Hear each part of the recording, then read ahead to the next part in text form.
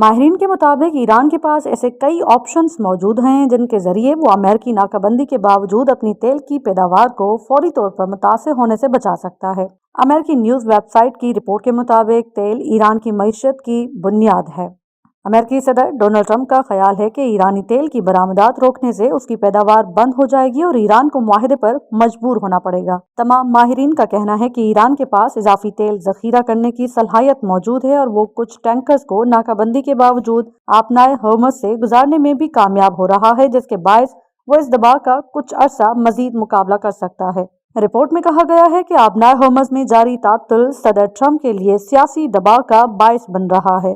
توانائی data analytics company کے chief analyst کار Anton half کے مطابق ایران کو فوری طور پر بڑے پیمانے پر تیل کی پیداوار بند کرنے کا خطرہ درپیش نہیں ہے۔ انہوں نے کہا کہ ایران کو کورونا بحران کے دوران تیل ذخیرہ کرنے کے تجربے، دیگر تنصیبات میں دستیاب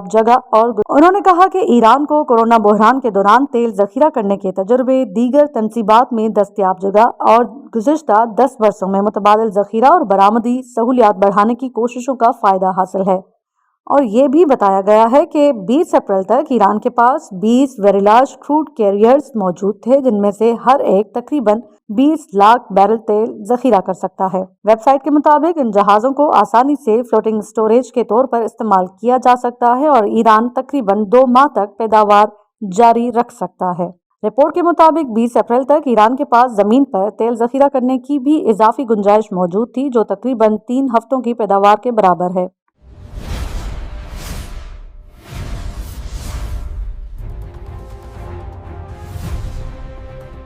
متحدہ عرب امارات نے تیل پیدا کرنے والے بڑے ممالک کی تنظیم اوپیک اور اوپیک پلس سے علیحدگی کا اعلان کر دیا۔ اماراتی خبر ایجنسی کے مطابق یہ فیصلہ 1 مئی 2026 سے نافذ العمل ہوگا۔ اس فیصلے کے عالمی تیل مارکیٹ پر بھی اثرات متوقع ہیں۔ خبر ایجنسی کے مطابق حکام کا کہنا ہے کہ متحدہ عرب امارات تیل کی فروخت کی پالیسی میں خود مختاری حاصل کرے گا۔ خیال رہے کہ تیل پیدا کرنے والے ممالک کی تنظیم اوپیک کا قیام 1960 میں عمل میں آیا تھا۔ سعودی عرب، ایران، عراق اور کویت اوپیک کے اہم رکن ہیں۔ اوپیک پلس کا قیام 2016 میں عمل میں آیا تھا، جب اوپیک ممالک اور غیر اوپیک ممالک کے درمیان اتحاد ہوا۔ اس میں روس سمیت دیگر ممالک شامل ہیں۔ اوپیک اور اوپیک پلس تیل کی پیداوار اور قیمتوں کا تعین کرتے ہیں اور اندازے کے مطابق یہ دنیا کے تقریباً 40 سے 50% تیل کی پیداوار کو کنٹرول کرتے ہیں۔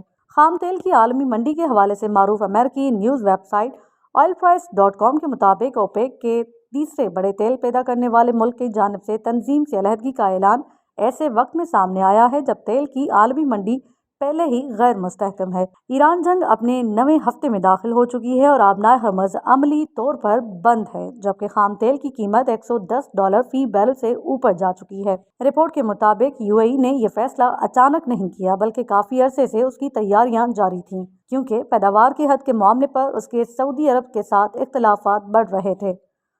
oilprice.com کے مطابق اوپیک پلس معاہدے کے تحت امارات کی پیداوار تقریباً 30 لاکھ بیرل یومیہ تک محدود تھی، جبکہ اس کی اصل صلاحیت 40 لاکھ بیرل یومیہ سے زیادہ ہے۔ امارات 2027 تک پیداوار 50 لاکھ بیرل یومیہ تک لے جانا چاہتا ہے۔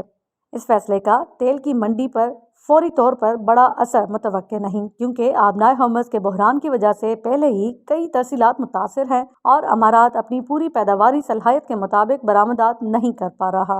تاہم طویل مدت میں اس کے اہم اثرات سامنے آ سکتے ہیں۔ اس سے قبل قطر، ایکواڈور، انڈونیشیا اور انگولا بھی اوپیک سے نکل چکے ہیں۔ تاہم امارات جیسے بڑے اور اہم رکن کا الگ ہونا زیادہ اہمیت رکھتا ہے۔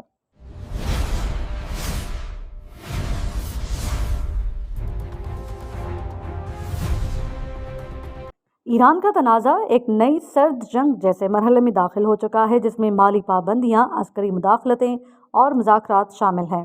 امریکی نیوز ویب سائٹ کے مطابق یہ کشیدہ تعطل فوری طور پر ختم ہوتا دکھائی نہیں دیتا، جس کے باعث توانائی کی قیمتوں میں کئی ماہ تک اضافے کا امکان ہے، جبکہ کسی بھی وقت کھلی جنگ بھی چھڑ سکتی ہے۔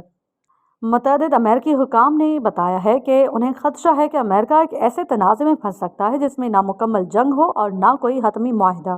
امریکی فوج نے ایک اور جہاز کو ایرانی بندرگاہ کی طرف جانے سے روک دیا ہے۔ اس صورتحال میں امریکہ کو اپنے فوجی دستے مزید کئی ماہ تک خطے میں رکھنا ہوں گے۔ آبنائے ہرمز بند رہے گی، امریکی ناکہ بندی برقرار رہے گی اور دونوں فریق ایک دوسرے کے پہلے قدم یا حملے کا انتظار کرتے رہیں گے۔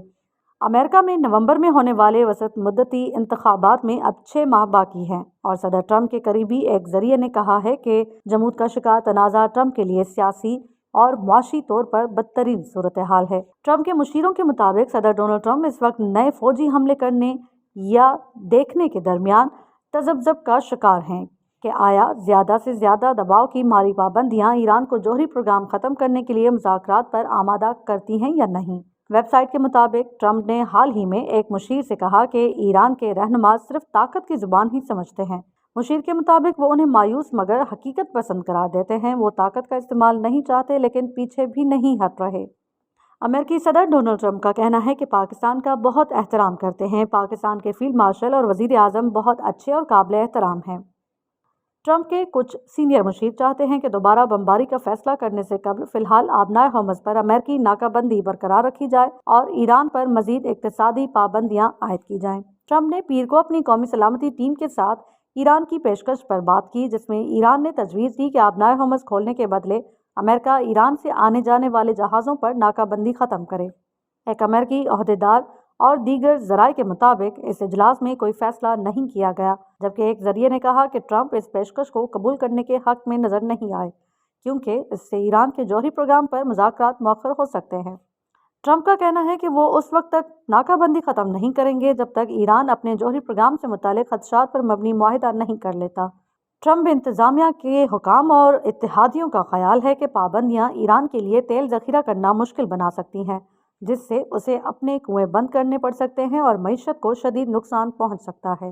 تاہم ناقدین کا کہنا ہے کہ یہ حکمت عملی ایران کو کسی قسم کی رعایت دینے پر مجبور نہیں کرے گی۔